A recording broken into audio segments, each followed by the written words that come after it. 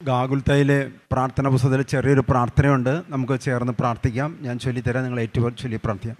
ക്രിസ്തുനാഥ, ക്രിസ്തുനാഥ, നിത്യപിതാവിൻ്റെ പുത്ര, അങ്ങേ അരൂപിയെ ഇപ്പോൾ തന്നെ ഭൂമിയിലേക്ക് അയക്കണമേ. എല്ലാ ജനപദങ്ങളുടെയും ഹൃദയത്തിൽ പരിശുദ്ധാത്മാവ് വസിക്കട്ടെ.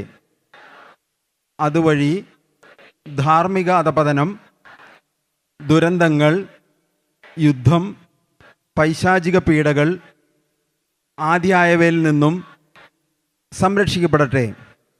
ഒരിക്കൽ മറിയമായിരുന്ന സകല ജനപദങ്ങളുടെയും നാഥേ, ഞങ്ങളുടെ അഭിഭാഷകയായിരിക്കട്ടെ. ആമേൻ, ആമേൻ, ആമേൻ. കുറച്ച് നാൾ ചില രോഗപീഠകൾ മൂലം നിൽക്കുവാൻ സാധിക്കാത്ത സാഹചര്യമായിരുന്നു. ഇവിടെ താമസിച്ചുള്ള ധ്യാനങ്ങളൊക്കെ ക്ലാസ് എടുക്കാൻ വന്ന സമയത്ത് ഇരുന്നിട്ടാണ് ക്ലാസ് എടുക്കുന്നത്. ഏകദേശം 4 മാസങ്ങൾക്ക് ശേഷമാണ് എഴുന്നേറ്റ് നിന്നിട്ട് ക്ലാസ് എടുക്കുന്നത്. അത് വലിയ ദൈവാനുഗ്രഹമായി കരുതുന്നു. കുഴപ്പമൊന്നുമില്ലാതെ ഈ സെഷൻ തീരുന്നവരെ നിന്ന് ക്ലാസ് എടുക്കുവാൻ ദൈവം എന്നെ അനുഗ്രഹിക്കാൻ വേണ്ടി നിങ്ങൾ എന്നെ ഓർത്ത് പ്രാർത്ഥിക്കുക. Price the lord. ഹല്ലേലൂയ. യേശുവേ നന്ദി. ഇന്ന് ഇവിടെ ക്ലാസ് എടുക്കുന്ന സമയത്ത് നമുക്ക് എല്ലാവർക്കും അറിയാം, ഇന്ന് ഔസേപ്പിതാവിനെ ഡെഡിക്കേറ്റ് ചെയ്തിട്ടുള്ള ദിവസമാണ്. നമ്മൾ പ്രത്യേകമായിട്ട് പ്രാർത്ഥിക്കാറുണ്ട്. എന്നാൽ നോമ്പിലെ ദുഃഖവെള്ളിയാഴ്ചയ്ക്ക് മുൻപുള്ള വെള്ളിയാഴ്ചയാണ്. നോമ്പുകാല ചിന്തകളുമായി ബന്ധപ്പെട്ടുകൊണ്ട് നമുക്ക് ചില വിഷയങ്ങൾ ചിന്തിക്കാം. കുറച്ച് നേരത്തെ പാടിയ പാട്ടുകളൊക്കെ നിങ്ങൾ ശ്രദ്ധിച്ചിട്ടുണ്ടായിരിക്കും. യേശുവിൻ രക്തവുമായി ബന്ധപ്പെട്ട പാട്ടുകളാണ് പാടിയിരുന്നത്. നോമ്പുകാല വിചിന്തനം നടത്തുന്ന സമയത്ത് നമ്മൾ കാണാറുണ്ട്, യേശു കുരിശിൽ തറച്ച് ഗോൽഗോത്തയിൽ യേശു കുരിശിന്മേൽ കിടക്കുന്നു. കുരിശിൻ്റെ ചുവട്ടിൽ നിൽക്കുന്ന 5 ആളുകളെക്കുറിച്ചൊരു പരാമർശനം ബൈബിളിൽ വായിക്കുന്നുണ്ട്. നിങ്ങളുടെ ബൈബിൾ പരിജ്ഞാനം ഓർമ്മയും നിങ്ങളെങ്ങനെ നയിക്കുന്നു എന്ന് എനിക്കറിയില്ല. എന്തായാലും കുരിശിൻ ചുവട്ടിൽ നിൽക്കുന്ന ആളുകളുടെ പേരുകൾ നിങ്ങൾക്ക് ഓർമ്മയുണ്ടെങ്കിൽ നിങ്ങളൊന്ന് പറഞ്ഞേ. 5 പേര് കുരിശിൻ്റെ ചുവട്ടിൽ നിൽക്കുന്നു എന്ന് പറയുന്നുണ്ട്. ആ നിൽക്കുന്ന ആരുടെയെങ്കിലും പേര് ഓർമ്മയുള്ള ആളുകളെന്ന പേരുകളൊന്ന് ഉറക്കെ പറഞ്ഞേ. യേശുവിൻ്റെ അമ്മയായ മറിയം, സെബദിപുത്രന്മാരുടെ അമ്മയായ സലോമി, ക്ലെയോപ്പാസിൻ്റെ ഭാര്യയായ മറിയം, പിന്നെ മഗ്ദലന മറിയം, യേശുവിൻ്റെ പ്രിയ ശിഷ്യനായിരുന്ന യോഹന്നാൻ. 5 പേര് കുരിശിൻ ചുവട്ടിൽ നിൽക്കുന്നുണ്ടായിരുന്നു. 5 പേരും 5 പ്രതീകങ്ങളുടെ ഒരു നമ്മുടെ മനസ്സിലേക്ക് കൊണ്ടുവരികയാണ്. ആ 5 പ്രതീകങ്ങൾ നമ്മളിലേക്ക് കടന്നു വരുന്ന സമയത്ത്, ഈ പേരുകൾ ശ്രദ്ധിക്കുന്ന സമയത്ത്, കുരിശിൻ ചുവട്ടിൽ നിന്നിരുന്ന 3 പേരുടെ പേരുകളും മറിയം എന്നായിരുന്നു. നമ്മൾ ഏറ്റവും കൂടുതൽ പ്രാർത്ഥിക്കുകയും, അല്ലെങ്കിൽ ഉൽപ്പത്തി പുസ്തകത്തിൽ 3-ാമത്തെ അധ്യായത്തിൽ 15-ാമത്തെ വാക്യത്തിൽ, നീയും സ്ത്രീയും നിൻ്റെ സന്തതിയും സ്ത്രീയുടെ സന്തതിയും തമ്മിലൊരു പോരാട്ടത്തെക്കുറിച്ച് പറഞ്ഞുകൊണ്ട് ഈ സ്ത്രീയും സന്തതിയും ആരാണെന്ന് കണ്ടുപിടിക്കാനുള്ള ഒരു പരിശ്രമമാണ് ബൈബിളിലൂടെ തീർത്ഥാടനം നടത്തുന്ന സമയത്ത് ഉൽപ്പത്തി പുസ്തകത്തിൽ 1-ാമത്തെ അധ്യായം മുതൽ വെളിപാട് പുസ്തകത്തിലെ അവസാനത്തെ അധ്യായം വരെ വായിക്കുന്ന സമയത്ത് ഈ സ്ത്രീയും സ്ത്രീയുടെ സന്തതിയും കണ്ടുപിടിക്കാനുള്ള ഒരു പരിശ്രമമാണ് നടക്കുന്നത്. അത് കുരിശിൻ ചുവട്ടിലാണ് വെളിപ്പെടുന്നത്, ഗോൽഗോത്തയിലാണ് അത് വെളിപ്പെടുകയും ചെയ്യുന്നത്. നമുക്കതുകൊണ്ട് യേശുവിൻ്റെ അമ്മയായ മറിയത്തിൻ്റെ മാധ്യസ്ഥം തേടിക്കൊണ്ട് നമുക്കൊന്ന് പാടി പ്രാർത്ഥിക്കാം. നമ്മുടെ ബുദ്ധിക്ക് ഒരു പ്രകാശം കിട്ടുന്നതിനും ബുദ്ധിയിൽ നിന്ന് അന്ധകാരം നീങ്ങിപ്പോകുന്നു, ദൈവം നൽകുന്ന ജ്ഞാനവും വിവേകവും നമുക്ക് ലഭിക്കുന്നു, പരിശുദ്ധാത്മാവ് നമ്മുടെ ഓർമ്മശക്തിയെ ഉദ്ദീപിക്കുന്നതിനും കേൾക്കുന്ന കാര്യങ്ങൾ മനസ്സിൽ ആഴത്തിൽ പതിയുന്നതിനും അത് മറ്റുള്ളവർക്ക് പകർന്നു കൊടുക്കാനുള്ള ഒരു കൃപ നമുക്ക് ലഭിക്കുന്നതിന് വേണ്ടി നമുക്ക് പ്രാർത്ഥിക്കുകയും ചെയ്യാം. വേളാങ്കണ്ണി പള്ളിയിൽ പോയിട്ടുള്ള ആളുകൾ അവിടെ ശനിയാഴ്ച നടക്കുന്ന പ്രദർശനത്തിൽ നടക്കുന്ന സമയത്ത്, അത് ഷാലോം ടി വിയിലൊക്കെ ലൈവ് കൊടുക്കുന്ന സമയത്ത് ഒരു പാട്ട് പാടാറുണ്ട്. മാതാവിനെ കുറിച്ചുള്ളൊരു പാട്ടാണ്. ആ പാട്ട് ഇന്ന് നമുക്കൊന്ന് പാടി പ്രാർത്ഥിക്കാം. ആ പാട്ട് പാടാൻ വേണ്ടിയിട്ട് വേളാങ്കണ്ണിയിൽ നിന്ന് സഹോദരൻ വിജയൻ ഇവിടെ എത്തിച്ചേർന്നിട്ടുണ്ട്. വേളാങ്കണ്ണി ധ്യാനമന്ദിരത്തിൽ പാട്ട് പാടുന്ന സഹോദരനാണ് അദ്ദേഹം. സാധാരണ തമിഴിലാണ് പാട്ട് പാടാറ്. ഈ പാട്ടും തമിഴിലുള്ള പാട്ടാണ്, മാതാവിനെക്കുറിച്ചുള്ള പാട്ടാണ്. നിങ്ങൾക്ക് എല്ലാവർക്കും ഷാലോം ടി വി വയ്ക്കുന്ന ആളുകൾ ഈ പാട്ട് മിക്കവാറും കേട്ട് കാണും. ഒരു മരിയൻ സ്തുതിയാണ്, തമിഴിലാണ് പാട്ട്. സഹോദരൻ വിജയൻ ഒരു ഹിന്ദുമത വിശ്വാസിയായിരുന്നു. പിന്നീട് സുവിശേഷം കേൾക്കുകയും ജ്ഞാനസ്നാനം സ്വീകരിക്കുകയും കുടുംബത്തോടൊപ്പം സഹോദരനും സഹോദരൻ്റെ ഭാര്യയും മക്കളും എല്ലാവരും ജ്ഞാനസ്നാനം സ്വീകരിക്കുകയും കത്തോലിക്ക സഭയിൽ അംഗമാവുകയും ചെയ്തു. അതിനു മുൻപ് അദ്ദേഹം ഗാനമേളകളിൽ പാടാൻ പോയിരുന്ന ആളാണ്. പിന്നെ ഈ മാമോദിസ സ്വീകരിക്കുന്നതിന് സുവിശേഷം കേൾക്കുകയൊക്കെ ചെയ്തതിന് ശേഷം ഗാനമേളയിൽ പാട്ട് നിർത്തി ഭക്തിഗാനങ്ങൾ മാത്രം പാടുന്ന ആളായി മാറി. ഒന്ന് കൈകളടിച്ച് ദൈവത്തെ മഹത്വപ്പെടുത്തി. അതിനുശേഷം ഏകദേശം 100ഓളം ക്രിസ്തീയ ഭക്തിഗാനങ്ങൾ എഴുതുകയും അതിന് ട്യൂൺ ചെയ്യുകയും അതിൽ പലതിലും അദ്ദേഹവും അദ്ദേഹത്തിൻ്റെ ഭാര്യയും മകളും ഒക്കെ പല കാസറ്റുകളിലും ഇന്ന് നമ്മൾ കേൾക്കുന്ന പല ഭക്തിഗാനങ്ങളുമൊക്കെ അതൊന്നല്ലെങ്കിൽ അതിൻ്റെ സംഗീതം ചെയ്യുകയോ പാടുകയോ ഒക്കെ ചെയ്തിട്ടുള്ള ആളാണ്.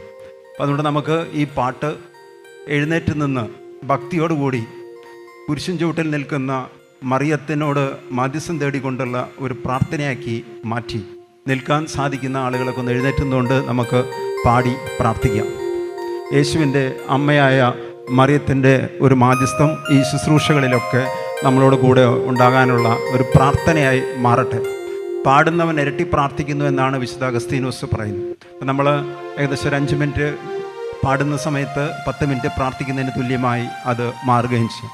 കരങ്ങളെ ചേർത്ത് പിടിച്ചുകൊണ്ട് ജപമാലയുണ്ടെങ്കിൽ അത് കൈകളിൽ എടുത്തുകൊണ്ട് കണ്ണുകൾ അടച്ചുകൊണ്ട് പ്രാർത്ഥനാപൂർവം നമുക്ക് ഈ ഗാനത്തിനോട് ചേർന്ന് പ്രാർത്ഥിക്കാം.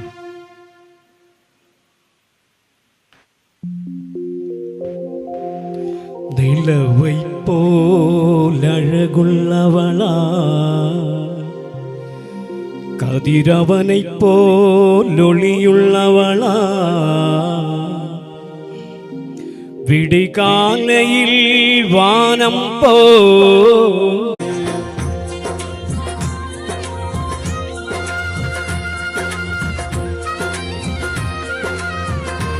ദൈവവചനത്തിൻ്റെ അഴക് നമ്മളിൽ ഉണ്ടാകുവാൻ വേണ്ടി നമുക്ക് പ്രാർത്ഥിക്കാം.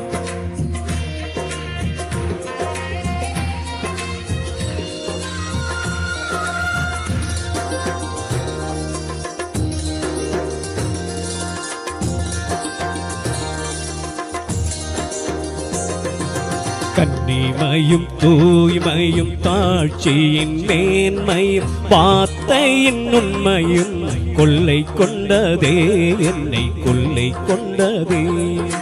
கன்னிமையும் தூய்மையும் தாழ்ச்சியின் மேன்மையும் வார்த்தையின் உண்மையும் கொள்ளை கொண்டதே என்னை கொள்ளை கொண்டதே. இயேசுவின் தாசனா என்னை வாழ வைத்ததே.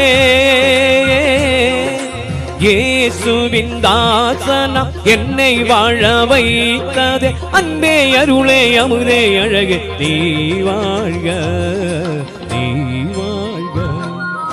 என்ன அழகு உம்மருள் அழகு, என்ன அழகு உம் அன்பழகு. அம்மா என்ன அழகு உம்மருள் அழகு, என்ன அழகு உம் அன்பழகு.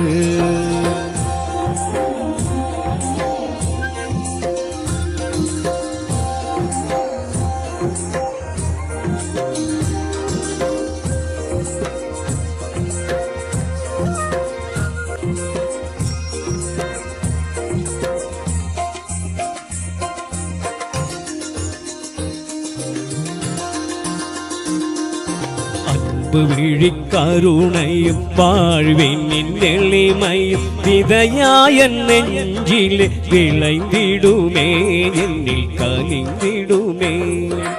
அன்பு விழிக்கருணையும் வாழ்வின் எளிமையும் விதையாய நெஞ்சிலே விளைந்திடுமே என்னில் கனிந்திடுமே. வளமையும் வசந்தமும் தஞ்சம் கொள்ள வந்ததே. வளமையும் வசந்தமும் தஞ்சம் கொள்ள வந்ததே. அன்பே அருளே அமுதே அழகு நீ வாழ்க நீ வாழ்க. என்ன அழகு உம் அருள் அழகு, என்ன அழகு உம் அன்பழகு. அம்மா என்ன அழகு உம் அருள் அழகு, என்ன அழகு உன்னன் அழகு அம்மா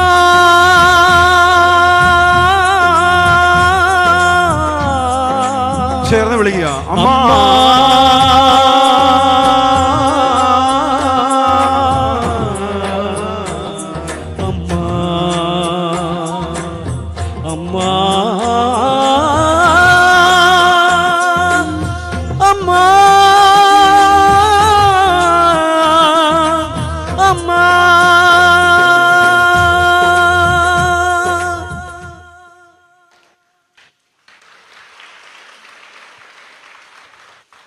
പ്രൈസ് ദി ലോർഡ്. വേളാങ്കണ്ണിയിലൊക്കെ പറയുന്ന പോലെ പറഞ്ഞ് മരിയെ വാഴുക, മരിയെ വാഴുക, മരിയെ വാഴുക. സന്തോഷത്തോടെ ഇരിക്കുക.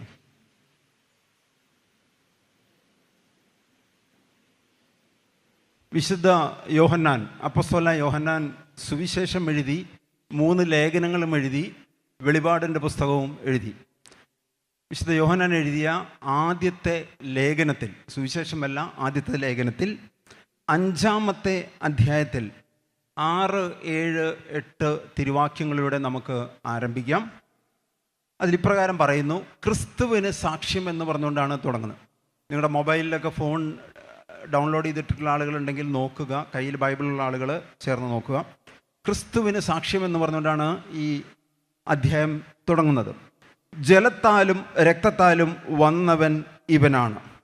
ഇപ്പം യേശുവിൻ്റെ വരവിനെക്കുറിച്ച് 2 കാര്യങ്ങളാണ് പറഞ്ഞത്. ഒന്ന്, എന്താ പറഞ്ഞേ? ചേർന്ന് പറഞ്ഞേ.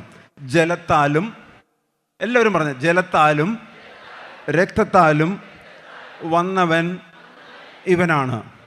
ആരെക്കുറിച്ചാണ് പറയുന്നത്? യേശുവിനെ കുറിച്ച്. യേശു ക്രിസ്തു ജലത്താൽ മാത്രമല്ല, ജലത്താലും രക്തത്താലുമാണ് അവൻ വന്നത്. ആത്മാവാണ് സാക്ഷ്യം നൽകുന്നത്. ആരാണ് സാക്ഷ്യം നൽകുന്നത്? ഉറക്കെ പറഞ്ഞേ, ആരാണ് സാക്ഷ്യം നൽകുന്നത്? ആത്മാവാണ് സാക്ഷ്യം നൽകുന്നത്. ആത്മാവ് ഈ സാക്ഷ്യമാണ് നൽകുന്നത്. യേശു വന്നത് ജലത്താലും രക്തത്താലും മാത്രമേ. തുടർന്ന് 3 സാക്ഷികളാണ് ഉള്ളത്. ആത്മാവ്, ജലം, രക്തം, ഇവ 3ഉം ഒരേ സാക്ഷ്യം നൽകുന്നു. 3 സാക്ഷികളാണ് ഉള്ളത്. ചേർന്ന് പറഞ്ഞേ. ആത്മാവ്, ജലം, രക്തം. നിങ്ങൾ ഇവിടെ തന്നെയാണെന്ന് അറിയാൻ വേണ്ടി എങ്ങനെ പിടിച്ചിട്ട് പറഞ്ഞേ. ആത്മാവ്, ജലം, രക്തം. അപ്പോൾ പരിശുദ്ധാത്മാവ് ഒരു സാക്ഷ്യം നൽകുന്നു. ക്രിസ്തു വന്നത് ജലത്താലും ആത്മാവിനാലും രക്തത്താലുമാണ്. ക്രിസ്തു എങ്ങനെയാണ് വന്നത്? അപ്പോൾ 3 സാക്ഷികളാണ് ഉള്ളത്.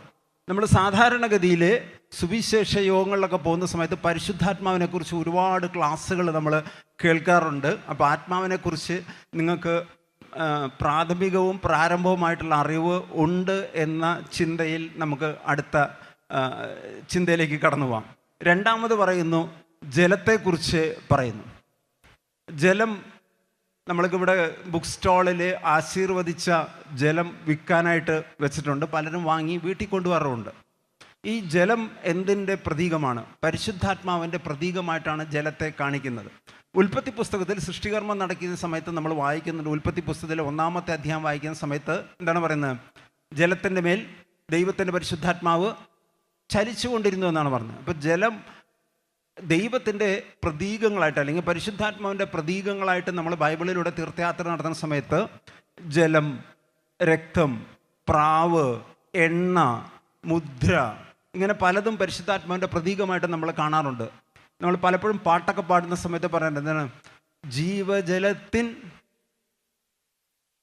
പറഞ്ഞേ, ജീവജലത്തിൻ നിറഞ്ഞു കവിൻ സ്നേഹാഗ്നി ജ്വാലയാൽ. അപ്പൊ ജീവജലത്തെക്കുറിച്ചൊക്കെ നമ്മൾ ഒരുപാട് പറയുകയും പാടുകയൊക്കെ ചെയ്യാറുണ്ട്.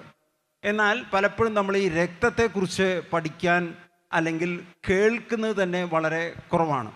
അതുകൊണ്ട് തന്നെ നമുക്ക് ഇന്ന് ഈ ദുഃഖവെള്ളിയാഴ്ചയ്ക്ക് മുമ്പുള്ള ഈ വെള്ളിയാഴ്ച രക്തത്തെക്കുറിച്ച് അല്ലെങ്കിൽ യേശുവിൻ്റെ രക്തത്തെക്കുറിച്ച് നമുക്ക് പഠിക്കുവാനും പ്രാർത്ഥിക്കുവാനും നമുക്ക് പരിശ്രമിക്കാം. Praise the lord. ഹല്ലേലൂയ. എല്ലാവരും ചേർന്ന് പറഞ്ഞേ, യേശുവിൻ്റെ രക്തം ജയം.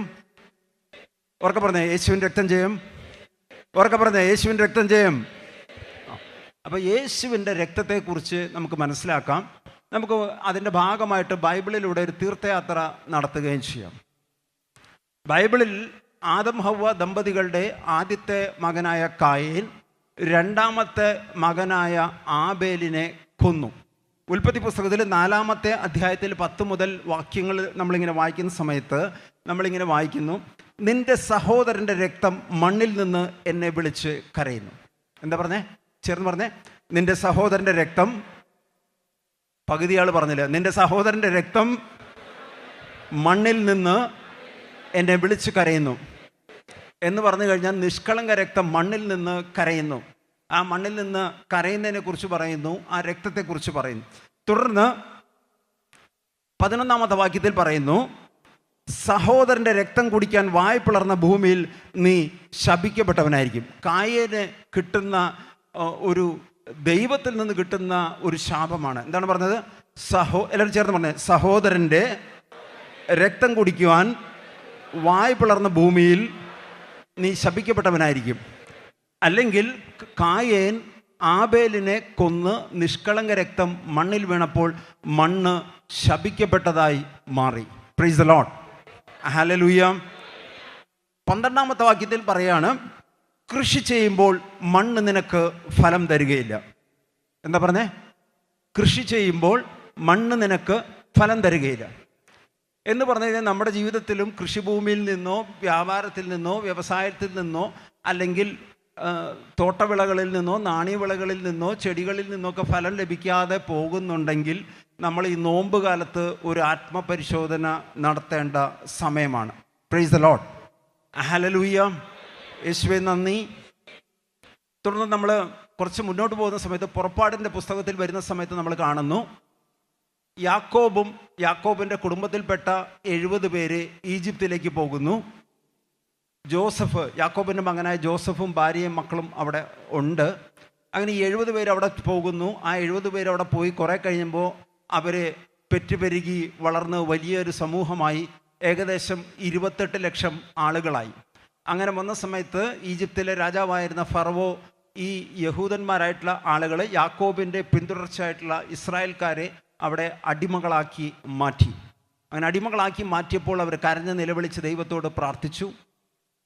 ഏകദേശം 400 വർഷത്തോളം അല്ലെങ്കിൽ 10 തലമുറകൾ അവർ അടിമകളായിട്ട് അവിടെ നിന്നു. ആ കരഞ്ഞ് നിലവിളിച്ച് പ്രാർത്ഥിച്ചപ്പോൾ ആ പ്രാർത്ഥനയ്ക്ക് ഉത്തരമായി ഈജിപ്തിലെ രാജകൊട്ടാരത്തിൽ ദത്തുപുത്രനായി വളർന്ന 40 വയസ്സ് വരെ താമസിച്ച മോശ പിന്നീട് അവിടുന്ന് നാട് വിട്ട് പോരുകയും ചെങ്കടൽ കടന്നു വന്ന് മൊവാബ് ദേശത്ത് വന്ന് താമസിക്കുകയും ജെത്രോയുടെ മകളെ വിവാഹം കഴിച്ച് താമസിക്കുകയും ചെയ്യുകയാണ്. 40-ാമത്തെ വയസ്സിലാണ് മോശ അവിടെ നിന്ന് കടന്നു വന്നത്.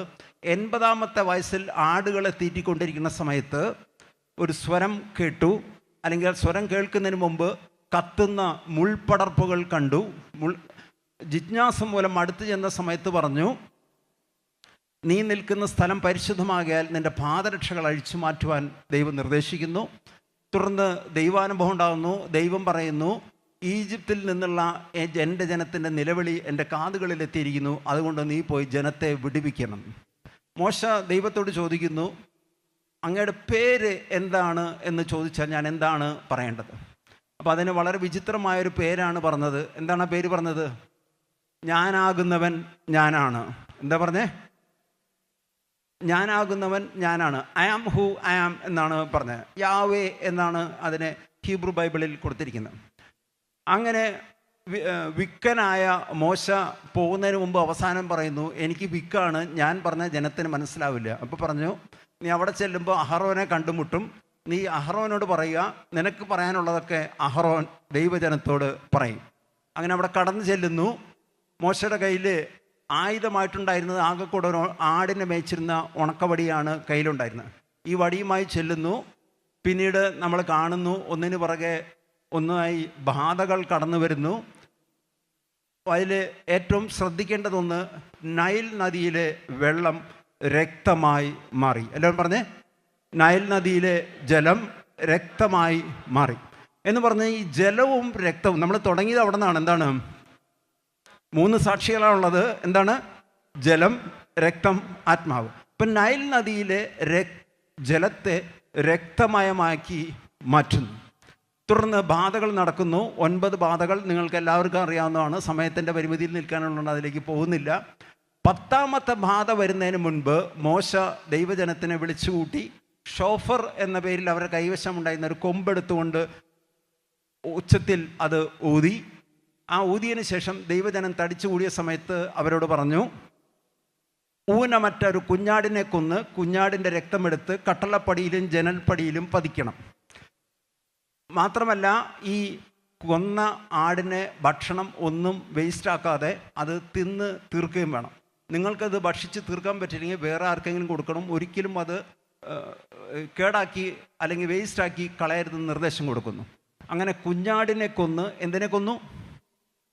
കുഞ്ഞാടിനെ കൊന്ന് കുഞ്ഞാടിൻ്റെ രക്തമെടുത്ത് കട്ടളപ്പടിയിലും ജനൽപ്പടിയിലും പതിക്കുന്നു.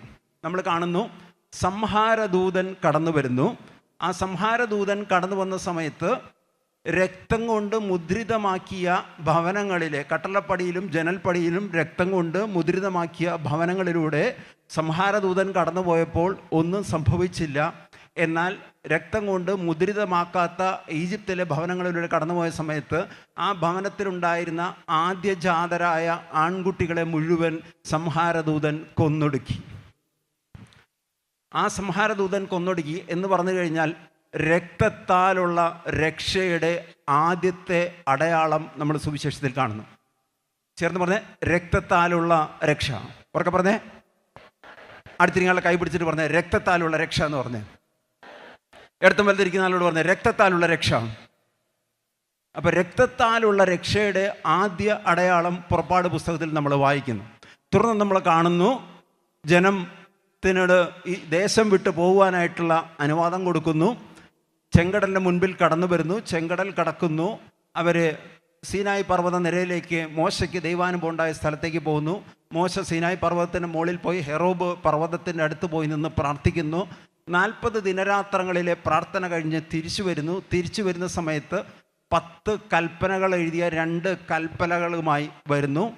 ആ വന്ന സമയത്ത് ജനത്തിനോട് ഓരോ കൽപ്പന പറയുന്നതിന് മുൻപ് മോശ ചെയ്തത് ഒരു ബലിപീഠം ഒരുക്കി കുഞ്ഞാടിനെ കൊന്ന് ആടിൻ്റെ രക്തമെടുത്ത് ആ രക്തത്തിൽ വെള്ളമൊഴിച്ച് ഹീസോപ്പ് ചെടിയുടെ തണ്ടെടുത്ത്, എന്ത് ചെടി? ഉറക്കെ പറഞ്ഞേ. ഹീസോപ്പ് ചെടിയുടെ തണ്ടെടുത്ത് രക്തത്തിൽ വെള്ളം കലർത്തി അത് ഇളക്കി മറിച്ച് ഓരോ കൽപ്പന പറയുമ്പോഴും, ഒന്നാമത്തെ കൽപ്പന എന്താണ്?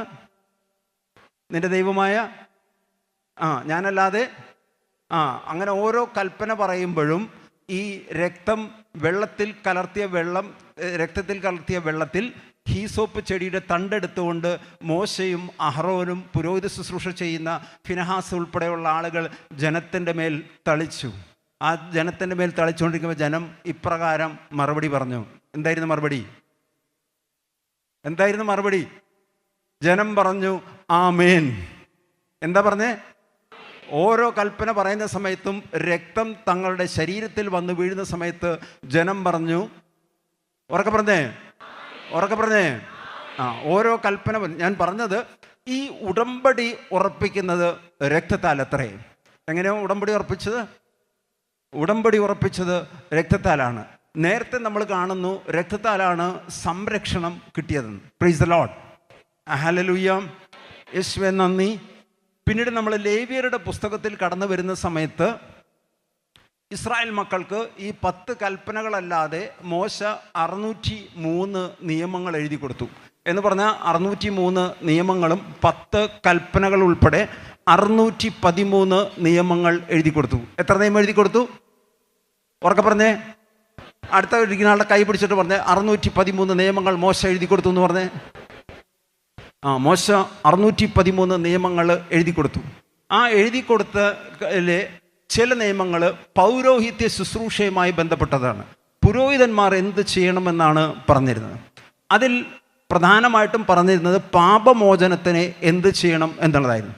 അപ്പോൾ പാപമോചനത്തിന് പറഞ്ഞിരുന്ന നിർദ്ദേശം, ആദ്യം ഒരു ആടിനെ കൊന്ന് പുരോഹിതൻ തൻ്റെ തന്നെ പാപത്തിന് വേണ്ടി പാപപരിഹാര ബലി അർപ്പിക്കണം. എന്ത് ബലി അർപ്പിക്കണം? പുരോഹിതൻ പാപപരിഹാര ബലി ആദ്യം അർപ്പിക്കണം. അത് കഴിഞ്ഞ് പുരോഹിതൻ തന്നെ വീണ്ടും ഒരു കാളയെ കൊന്ന് സമാഗമ കൂടാരത്തിൻ്റെ ഉള്ളിൽ പോയി അവിടെ ഉള്ള സമാഗമ കൂടാരത്തിനകത്തുള്ള വാഗ്ദത്ത പേടകത്തിൻ്റെ 7 കൊമ്പുകളിൽ രക്തം പുരട്ടണം. ഇത് കഴിഞ്ഞ് വീണ്ടും ഈ ആടിൻ്റെ രക്തവും കാളക്കിടാവിൻ്റെ രക്തവും എടുത്തുകൊണ്ട് 7 പ്രാവശ്യം ഈ രക്തം തളിക്കണം. എത്ര പ്രാവശ്യം തളിക്കണം? 7 പ്രാവശ്യം ആടിൻ്റെ രക്തവും തളിക്കണം, 7 പ്രാവശ്യം കാളക്കിടാവിൻ്റെയും രക്തം തളിക്കണം.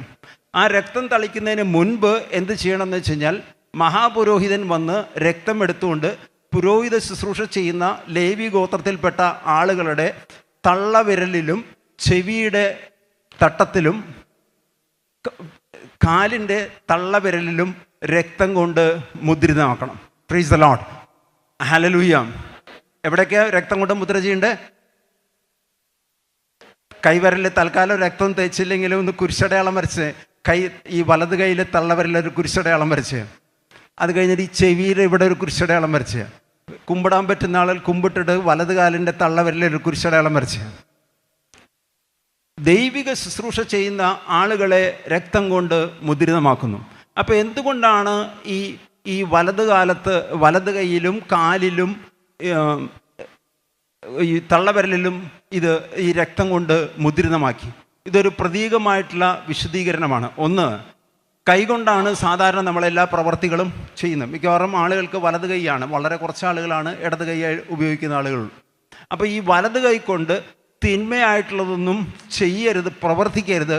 അതിനു വേണ്ടിയാണ് വലത് കൈയിലെ തള്ളവിരലിൽ രക്തം കൊണ്ട് മുദ്രിതമാക്കിയത്.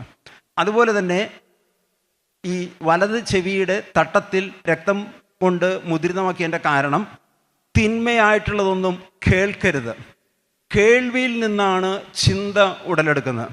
ആ ചിന്തയാണ് പലപ്പോഴും പാപത്തിലേക്ക് നയിക്കുന്നത്. Price the lord, hallelujah.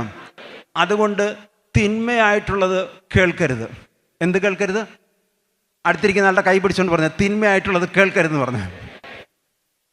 നന്മയായിട്ടുള്ളത് കേൾക്കണം, തിന്മയായിട്ടുള്ളത് കേൾക്കരുത്. തിന്മയായിട്ടുള്ളത് കേട്ട് കഴിയുമ്പോൾ ആ തിന്മയായിട്ടുള്ളത് കേട്ട കാര്യം ചിന്തയിലേക്ക് കടന്നു വരികയും ആ ചിന്ത പിന്നീട് പ്രവൃത്തിയിലേക്ക് പോവുകയും ചെയ്യും. അപ്പോൾ തിന്മയായത് കേൾക്കാതിരിക്കുന്നതിന് വേണ്ടിയാണ് രക്തത്താൽ മുദ്രിതമാക്കിയത്. പിന്നീട് കാലിൻ്റെ തള്ളവിരലിൽ രക്തം കൊണ്ട് മുദ്രിതമാക്കി എന്ന് പറഞ്ഞു കഴിഞ്ഞാൽ, തിന്മ നടക്കുന്ന സ്ഥലങ്ങളിലേക്ക് വലതുകാല് വെച്ച് കയറരുത്. എവിടെയെല്ലാം തിന്മ നിലനിൽക്കുന്നോ, തിന്മയുടെ ശക്തികൾ വ്യാപരിക്കുന്നു, അത്തരം സ്ഥലങ്ങളിലേക്ക് ഒന്നും നടന്നു പോകരുത്. അങ്ങനെ ഒരു പ്രേരണ ഉണ്ടെങ്കിൽ പോലും അതിനെ തടഞ്ഞു നിർത്താൻ വേണ്ടിയാണ് ഈ തള്ളവിരലിൽ, വലതുകാലിൻ്റെ തള്ളവിരലിൽ രക്തം കൊണ്ട് മുദ്രിതമാക്കിയത്. Praise the lord. മനസ്സിലായാലും മാത്രം പറഞ്ഞേ ഹല്ലേലൂയ. ഉറക്കെ പറഞ്ഞേ, ശബ്ദത്തിൽ പറഞ്ഞേ പ്രൈസ് ഗോഡ്. അപ്പോൾ ഈ രക്തം കൊണ്ട് ഈ മുദ്രിതമാക്കുകയും അത് കഴിഞ്ഞിട്ട് വർഷത്തിൽ ഒരു പ്രാവശ്യം യോം കിപ്പൂർ എന്ന ഒരു ദിവസം ഉണ്ടായിരുന്നു. ഹീബ്രു വാക്കാണ്, അതിൻ്റെ അർത്ഥം ദ ഡേ ഓഫ് അറ്റോൺമെൻറ്റ്, പാപപരിഹാര ദിനം. ചേർന്ന് പറഞ്ഞേ, പാപപരിഹാര ദിനം. ഉറക്കെ പറഞ്ഞേ. അപ്പോൾ പാപപരിഹാര ദിനം ആചരിക്കുന്നു. ഒരു വർഷത്തിൽ ഒരു ദിവസം പാപപരിഹാരത്തിന് വേണ്ടി ചെയ്തിരുന്നു. ആ പാപപരിഹാരത്തിന് വേണ്ടി ചെയ്തിരുന്നത്, മഹാപുരോഹിതൻ ഒരു ആടിനെ കൊണ്ടുവരും. ആടിനെ കൊണ്ടുവന്നിട്ട് മഹാപുരോഹിതൻ്റെ പാപത്തിന് വേണ്ടി ഈ ആടിൻ്റെ തലയിൽ കൈകൾ വെച്ചുകൊണ്ട് പാപം മുഴുവൻ ഈ ആടിൻ്റെ തലയിൽ ചാർത്തുകയും പിന്നീട് ഒരാളുടെ കൈവശം ഈ ആടിനെ മരുഭൂമിയിലേക്ക് കൊടുത്തയക്കുകയും ചെയ്യും. മരുഭൂമിയിൽ വെച്ച് ഏതെങ്കിലും വന്യമൃഗം ഈ ആടിനെ കടിച്ചു കീറി രക്തം മണ്ണിൽ വീണാൽ ഈ ജനത്തിൻ്റെയും പുരോഹിതൻ്റെയും പാപങ്ങൾക്ക് പരിഹാരം കിട്ടും എന്നാണ് മോശയുടെ നിയമത്തിൽ പഠിപ്പിച്ചിരിക്കുന്നത്. Praise the lord, hallelujah. അതുകൊണ്ട് ഈ ആടിനെ കൊടുത്തയക്കുന്നു.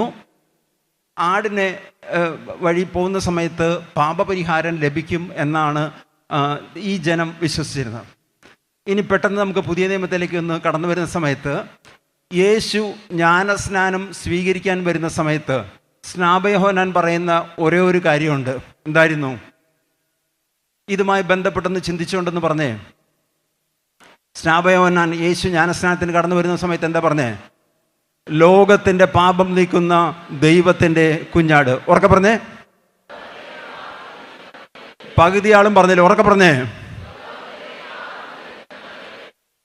അപ്പോൾ പഴയ നിയമത്തിൽ പാപപരിഹാരത്തിന് വേണ്ടി ഒരു ആടിൻ്റെ തലയിൽ കൈകൾ വെച്ച് ആടിനെ മരുഭൂമിയിലെ വിജനതയിലേക്ക് പറഞ്ഞയക്കുകയും ആടിൻ്റെ രക്തം ചിന്തുന്ന സമയത്ത് ഈ ജനത്തിന് പാപമോചനം കിട്ടും എന്ന് ചിന്തിച്ചിരുന്ന ജനത്തിനെ മുൻപിൽ പുതിയ ഒരു പാപപരിഹാരത്തിനുള്ള മാർഗം വെളിപ്പെടുന്നു. എന്താണ്? ലോകത്തിൻ്റെ പാപം നീക്കുന്ന ദൈവത്തിൻ്റെ കുഞ്ഞാട്. Price the lord. ഹല്ലേലൂയ. യേശുവിൻ്റെ രക്തം ജയം. പറഞ്ഞേ, യേശുവിൻ്റെ രക്തം ജയം, യേശുവിൻ്റെ രക്തം ജയം.